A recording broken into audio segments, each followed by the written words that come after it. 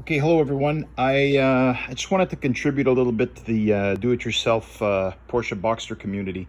I'm doing the Serpentine belt on my 2013 981, and I've gotten lots of help, lots of good videos on the internet.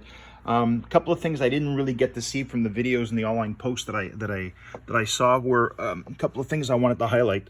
So one, as most of you well know, the area that we got to slip the belt through is that engine sort of mount with that spacer that's right there.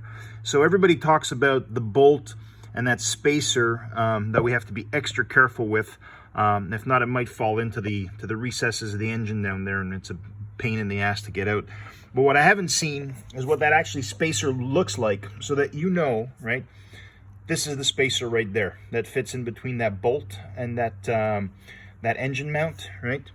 And this is the actual bolt that goes into it. So there was another person that was really, give us a good tip, to retain that bolt with a tie wrap so that it doesn't fall into the wheel well. And then when I tapped away at the spacer, I didn't know exactly what I was tapping away at, but I noticed that this is it right here. Mine was pretty tight in there.